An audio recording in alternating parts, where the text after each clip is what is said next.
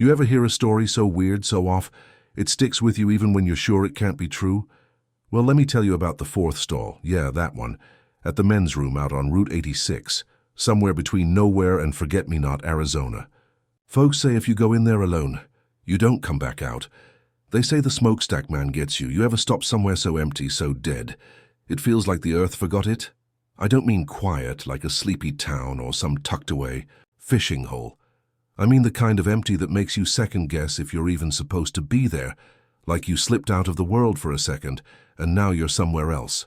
Somewhere wrong. That was the rest stop on Route 86. We weren't even supposed to be on that road. Nate had this bright idea to take the scenic route to Vegas for the annual Midnight Metal Car Show, said we'd avoid the interstates and maybe hit a couple weird roadside attractions for the gram. I didn't care much about the photos, just wanted the open road and my Impala humming under me. But yeah, I let him convince me. Figured, what's the worst that could happen?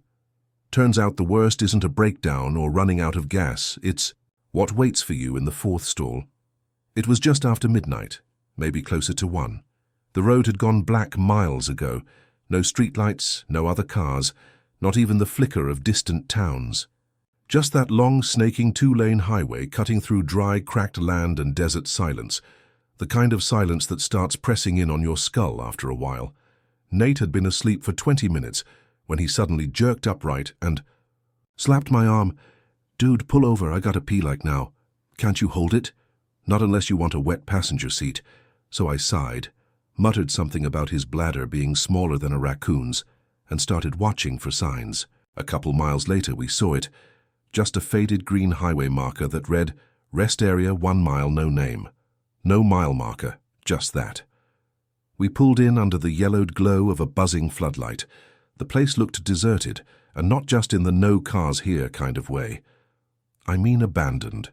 There was a concrete building dead center, the bathroom graffiti tagged, windows barred with rusted mesh, and a small concrete bench cracked down the middle out front. One busted soda machine blinked 12Y like it had never moved past midnight, and Then past the lot, maybe 50 yards behind the building, was this thing? A smokestack.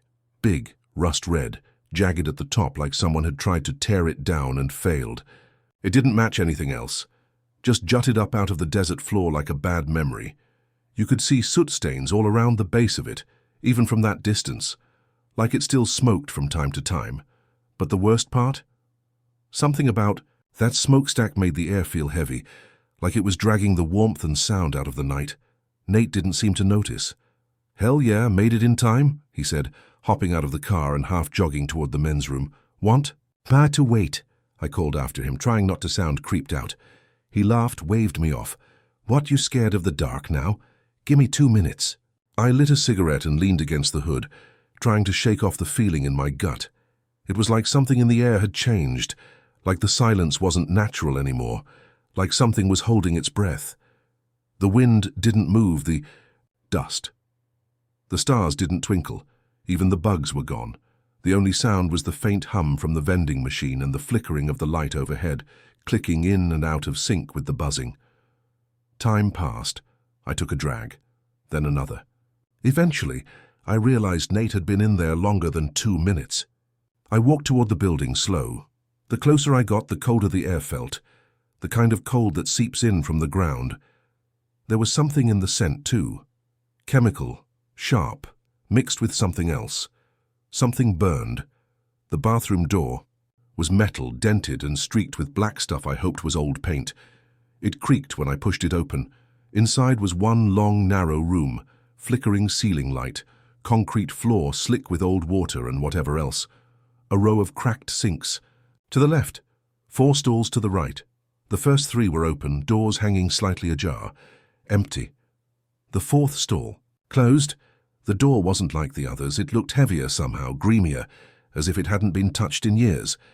The lower part was stained with something dark, crusted. I could see a faint bit of steam curling out from under it, like the air inside was warm, wet, breathing. "Nate?" I said. No answer. I took a few steps forward. Every footfall echoed too loud. I could hear my own breath. I knocked once on the fourth stall door. The sound it made was wrong. hollow, like knocking. On an old furnace, not a bathroom door. Nate, if you're messing with me, not funny. Still no answer. So I did the dumb thing. Yeah, I know, classic horror movie move. I crouched down to look under the stall, and that's when I saw them. Feet. Not Nate's. These were bare, thin, blackened like they'd been dragged through ash. The toes were too long, bent wrong. The skin didn't look like skin, it looked like charcoal that hadn't stopped burning. And then one foot shifted, just slightly, and smoke curled out from the stall's bottom like breath. I stood up so fast I nearly cracked my skull on the sink behind me. I bolted, ran out into the night without looking back, heart in my throat, the air behind me colder than before. I sprinted. To the car, jumped in, locked the doors, and just sat there shaking. 5 minutes passed. Then 10. No Nate. I wanted to go back in, I really did, but something deep in my bones told me, if you open that stall, you'll never come back out. Eventually, I drove away. Alone. Cops came. I filed the report. Desert search and rescue came. Up with nothing. Dogs lost the scent at the rest stop. No signs of foul play, no blood, no prints, just a bathroom stall that nobody wanted to touch. But a few weeks later, I got a call. Blocked number. Raspy voice on the other end just said, "You saw him, didn't you, smokestack man?" And then they hung up. That's how it started. That night, that place, that stall. The desert knows things. It remembers the screams. And the smokestack. Man, he doesn't forget you if you've seen him. You ever notice how truckers talk different at night? Not just slower or quieter, different, like the road rewires their brains after midnight. Something about the white lines flashing under the wheels and the radio humming static makes their stories stretch longer, darker, weirder, especially when the highway starts to feel like it ain't really in one place anymore. That's the kind. Of night it was when I met Red Tom. I was about a year out from Nate's disappearance, still driving cross-country like maybe I was chasing something. Answers, closure, I don't know. I'd get off at random exits just to see if the fourth stall still stood. Sometimes I'd pull up, engine idling, staring at that damn smokestack through my windshield, daring myself to go in. I never did. But one night, in New Mexico, I pulled off into this roadside bar, the kind with neon beer signs, cracked leather booths, and a jukebox that hadn't worked since Clinton was in office. The place was called the Broken Spur. Not a soul inside but the bartender. Me and one old guy hunched at the far end of the bar, nursing a beer that looked older than I was. That was Red Tom. Beard like wire, hands like busted tree branches, eyes the color of oil on water. You could tell just by looking he'd seen things, been through things. He had the kind of face you didn't interrupt. But when he heard me talking to the bartender about a weird rest stop on Route 86, he turned. "Fourth stall," he said, voice like sandpaper and diesel fumes. I froze. He stood, limped over, and sat beside me. "You saw it," he said, not asking, knowing. "Or someone you know went in." I just nodded. Tom took a long pull from his bottle, then tapped the bar with one of his thick, knobby fingers. "You got a smoke?" I handed him one. He lit it, exhaled slow, and started to talk. I was 23 when I heard about it. Back then I ran reefer trucks through the Southwest, hot freight, cold hauls. I'd heard whispers on the CB. Old-timers talking about a rest stop where people disappeared. They'd say stuff like, "Breaker 19, you see smoke, don't stop." Or, "If you hear hissing on the radio, change the channel." That ain't. No interference. At first I thought it was all bullshit. CB ghost stories, truck stop legends, like the phantom hitchhiker, or the guy who swears he once hauled a load for Bigfoot. But then came the night I heard it for myself. He leaned in, close. His cigarette flared as he took another drag, eyes locked to mine like he needed me to believe this. I was running a late delivery to Tucson. Empty highway, middle of nowhere. The kind of night where even the moon's too scared to show up. And then, static on the radio, not the usual kind. This was low, pulsing, rhythmic, almost like breathing. I was about to switch channels when a voice came through, garbled, wet, like it was bubbling through water. Fourth stall. Just like that. Then screaming. A man. Real, human screaming. Short, cut off fast, and silence. He knocked back the rest of his beer and slammed the bottle down so hard it made the bartender jump. That was a driver named Eddie Vicks. Good guy. Always ran clean. Last anyone saw of him was that night. His rig was found parked outside that same rest stop. Engine cold. Cab locked from the inside, bathroom door hanging open. Stall 1? Empty. Stall 2? Empty. Stall 3? Blood on the floor. Stall 4? Still closed and still steam. Red Tom pulled out a beat-up leather wallet and slid a folded Polaroid across the bar. I almost didn't want to touch it. The photo was old, grainy, faded, but it showed the inside of a bathroom, the same layout I remembered. 4 stalls. The 4th, half open, with just enough space to make out something inside. Not much, just suggestions of shape, a tall, narrow figure. Shoulders slumped like melting wax, arms hanging too long, and smoke, rising around it like fog. I looked up at Tom. "What is it?" I asked. His voice dropped to almost a whisper. "They call him the smokestack man. Some think he's a ghost. Others say he's the last thing that came out of that old incinerator behind the rest stop. You know what that place used to be?" I shook my head. Processing center, mid-century. Before the highways came through, that spot wasn't a rest area. It was a crematorium. Not for people, for infected livestock. Cattle with black tongue, pigs with rot belly, stuff that couldn't be buried, burned alive. They say the fire never really went out, and maybe something in there got angry, or maybe the smoke learned to want. That line hit me hard. The smoke learned to want. Red Tom took another cigarette and lit it with shaky hands. They say the 4th stall is a doorway, not to hell, not in the Sunday school sense, but to somewhere old. Somewhere where smoke is thicker than blood. And if you go in, and he's there, he doesn't just kill you. He pulls you apart, turns you into more of him. More smoke, more silence. We sat in silence for a while. My mind was racing. "You ever go there yourself?" I asked. Tom didn't answer at first. Then he said, "Once." Pulled in, left the engine running, door open, walked right up to that stall and knocked. Didn't open. It didn't need to. I could hear him breathing long, dry furnace breaths. And I swear on my mama's grave, I heard names in that smoke. Voices, all the ones he's taken, like they're still in there, trapped, burning slow.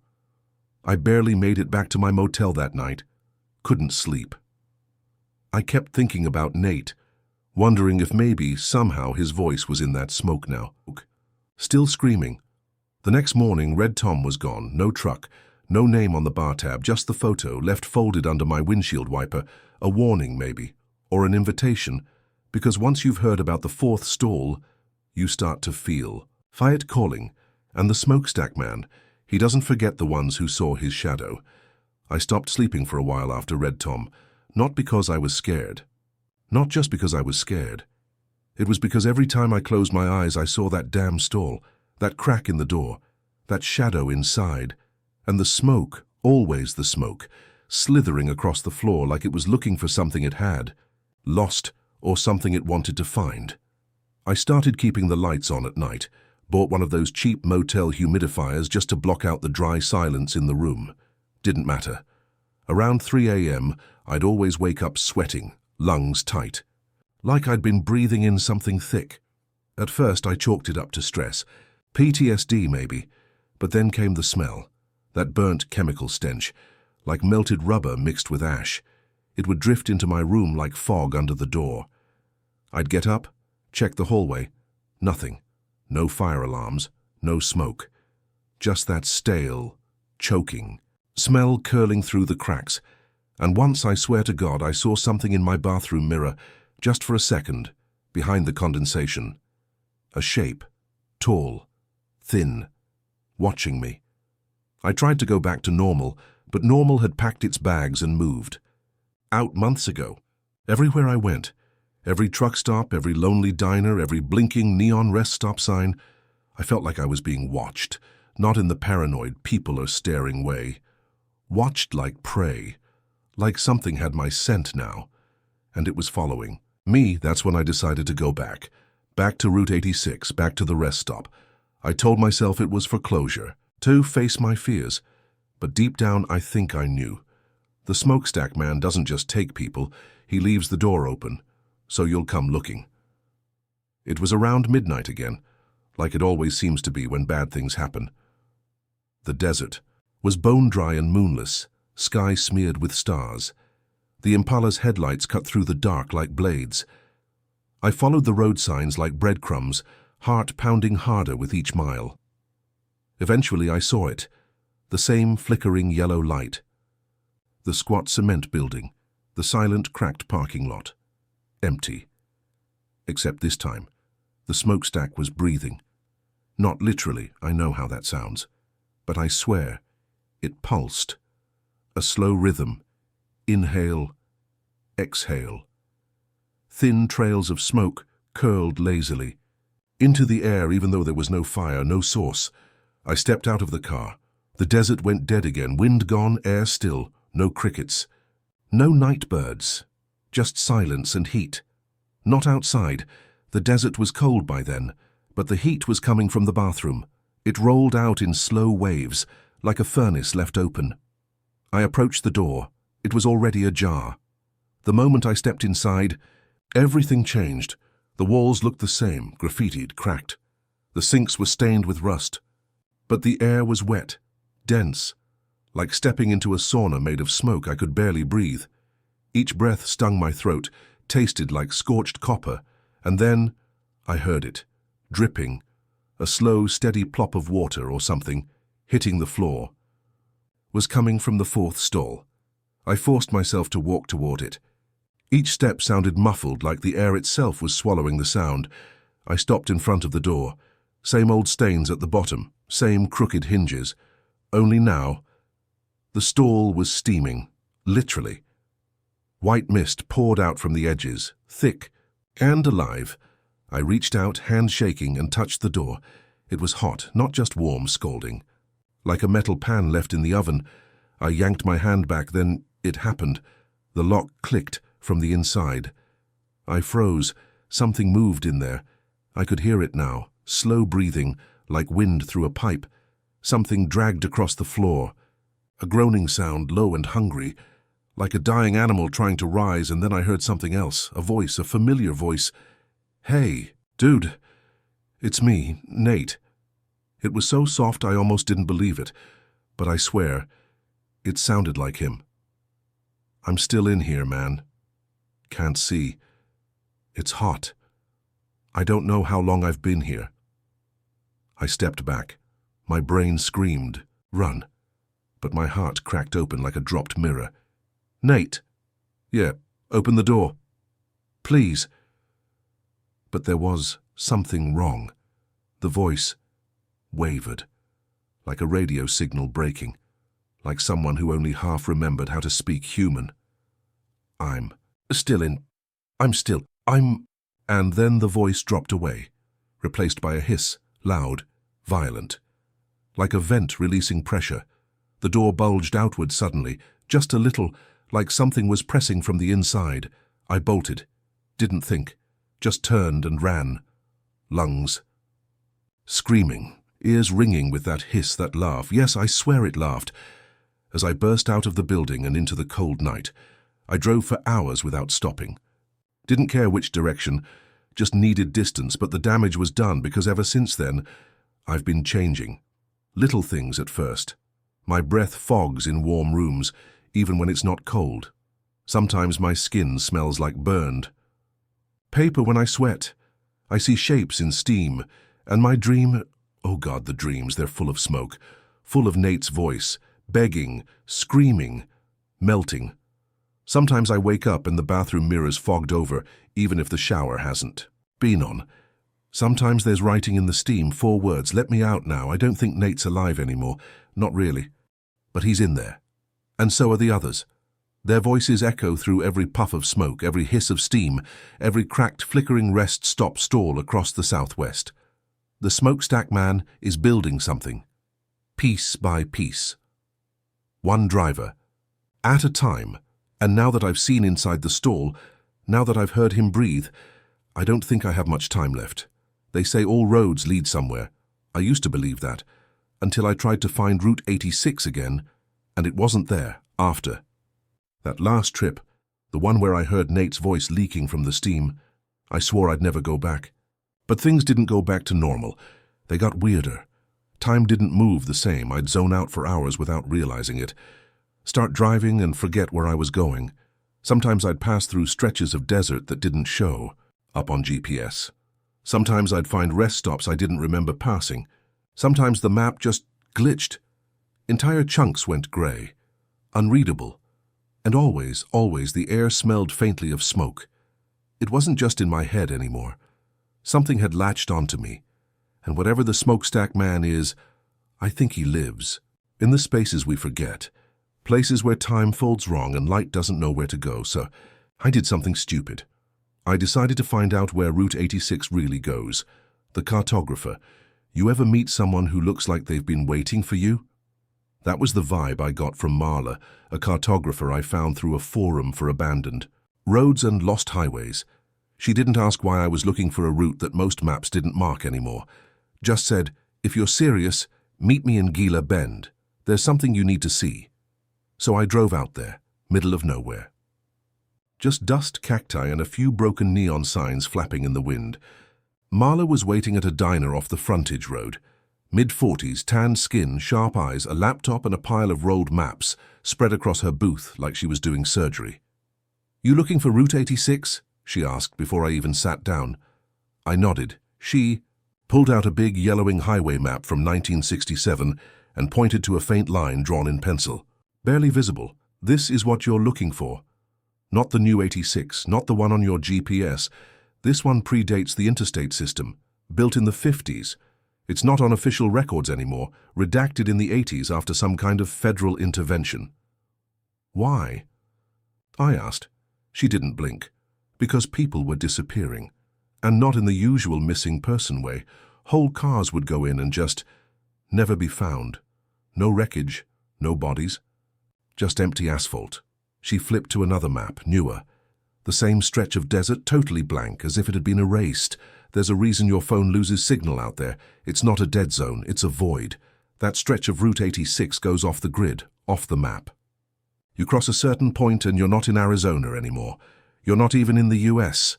She leaned in. You're in his territory. A road built over Fire Marla told me a theory she'd been chasing. That Route 86 was built directly over. An older trail. Something native tribes avoided. Something they called the Road of Burnt Sky. Supposedly, ancient travelers told stories about a man of smoke who walked between worlds, burning souls to feed whatever nightmare he crawled. Out of Marla said the smokestack behind the rest stop wasn't just a remnant of industry. It's an anchor, she said, a marker for where this world overlaps with something older. She showed me a satellite image. It was taken at night, just a stretch of highway, but you could see heat blooms rising from the desert floor, like underground fires still burned. Beneath the sand, at the center of it, the rest stop, lit up like a bonfire in the thermal image, even though it's been abandoned for years. I don't think Route 86 is a road anymore, she said. I think it's a vein, a living one, and whatever the smokestack man is, he's using it to spread. I left the diner with a flash drive full of coordinates and one warning.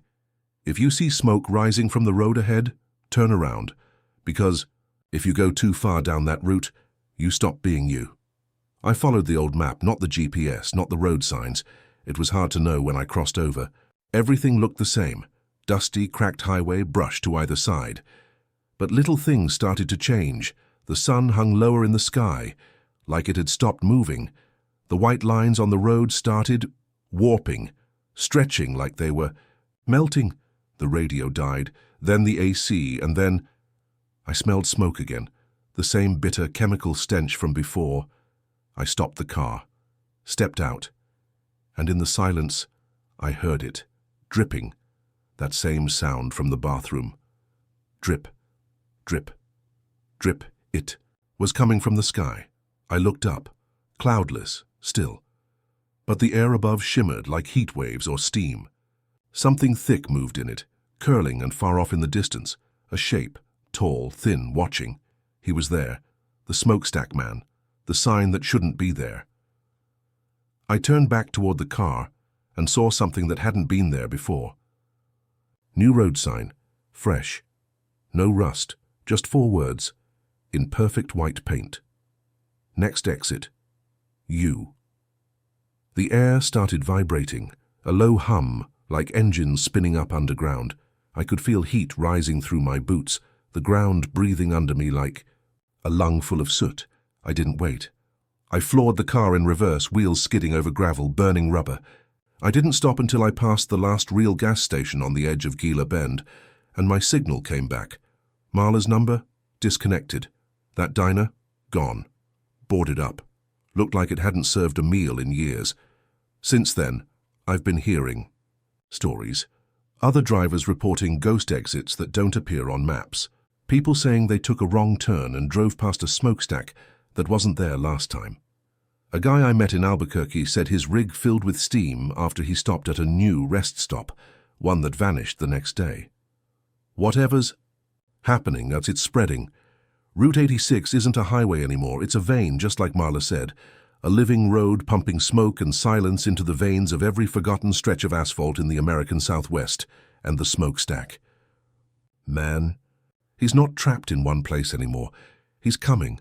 Ever been alone on a long drive at night and felt like the radio was talking to you? Not playing songs, not reading the weather, talking to you. It always starts the same, just a bit of static. Then the station fuzzes out even though you're not moving. And then there's a voice too soft to hear clearly, but not too soft to feel. That's how it started for me, and it hasn't stopped since. 3 nights after I tried to follow Route 86 off the map, I was holed up in a cheap motel outside of Santa Rosa. Window unit wheezing, sink stained orange, the kind of place where the ghosts wear name tags and fold towels. I couldn't sleep again.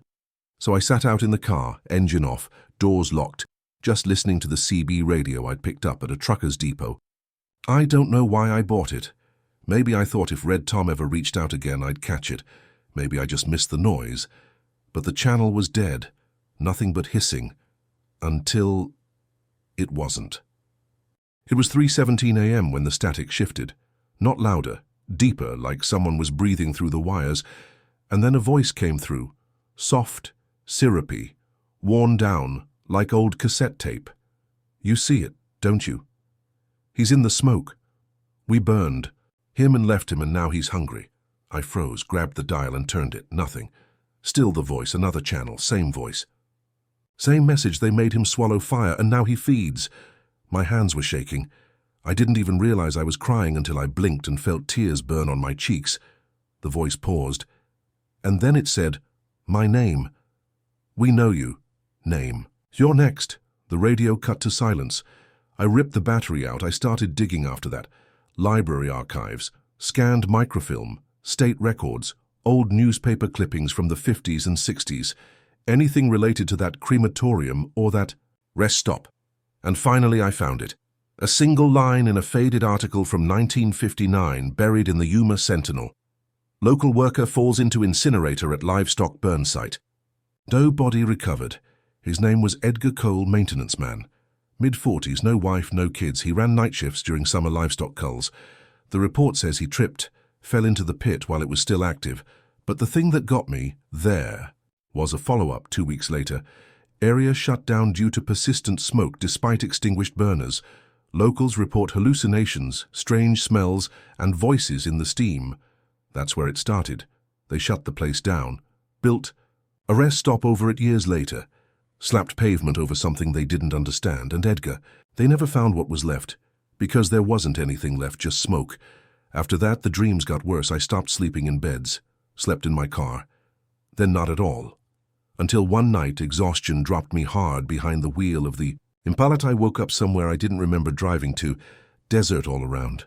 My radio was on, and a voice was singing, low, melting, like a lullaby through broken teeth. Ashes, ashes. We all fall. I grabbed the knob, tried to turn it off. Didn't work. The screen glowed red. Not backlight red, like embers, and then I saw him, in the rearview mirror. Tall, slouched, smoke twisting off his shoulders like cloak and hair. His eyes, hollow but glowing, furnace red. He reached for me, and the radio screamed. Not a voice, not a word. Just pain, broadcast wide. I jolted awake, back in a gas station parking lot 3 towns over. The radio was dead, but the smell of smoke lingered, and in the rearview mirror, a single black handprint on the glass. Other voices, I'm not the only one. Hearing it.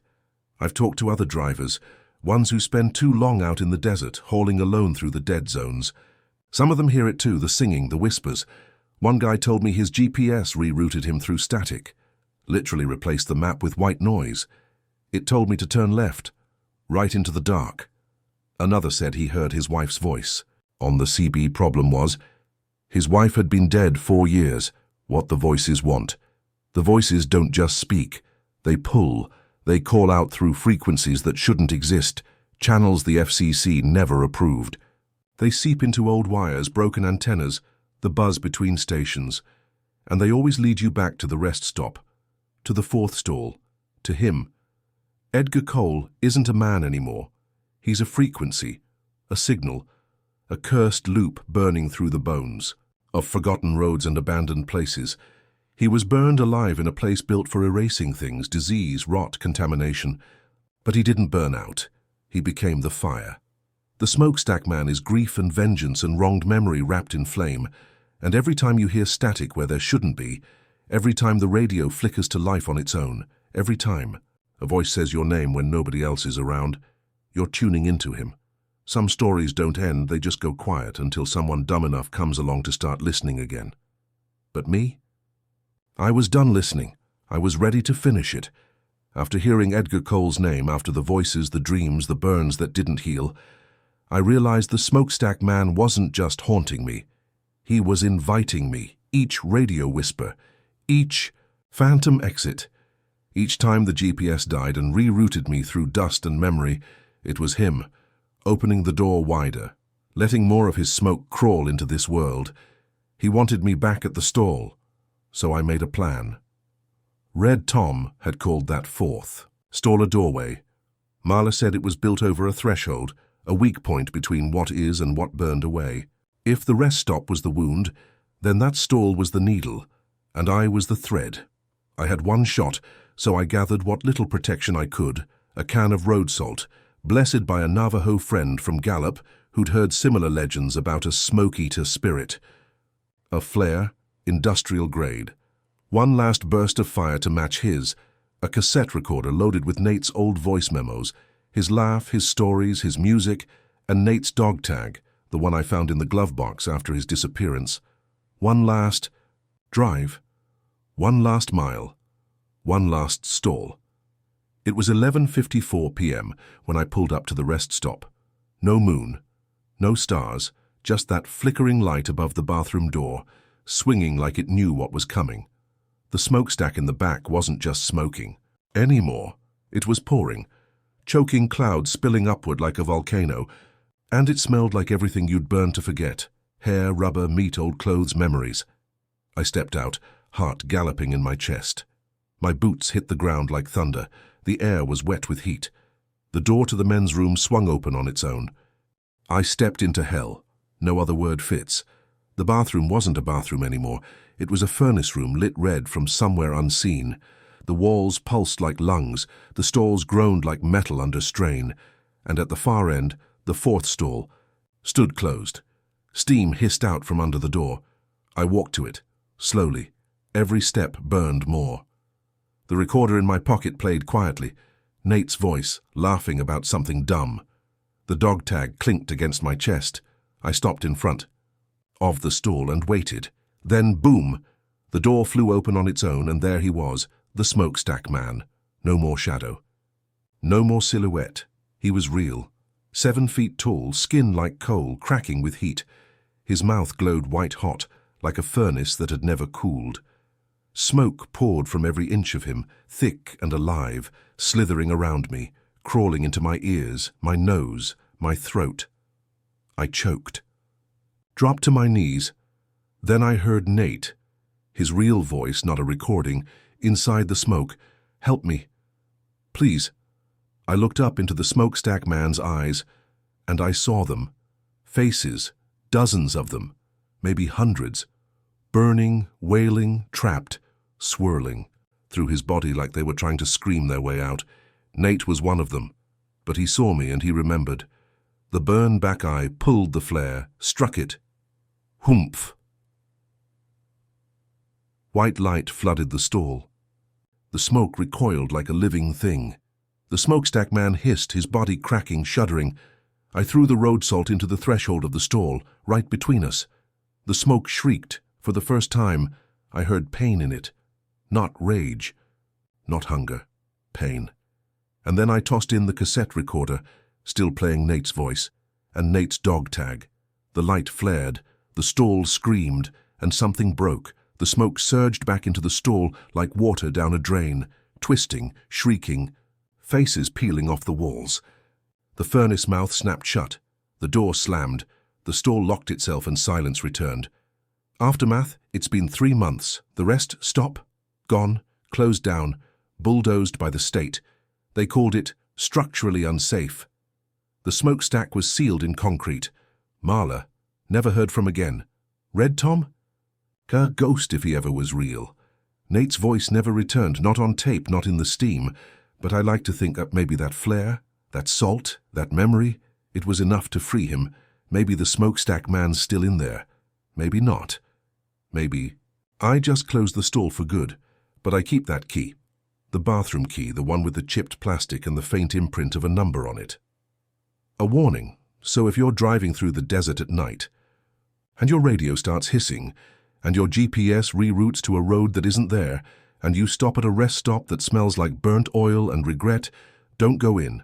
And if you do, don't open the 4th stall, because if you do, he'll remember you, and the smokestack man never forgets a soul he's marked.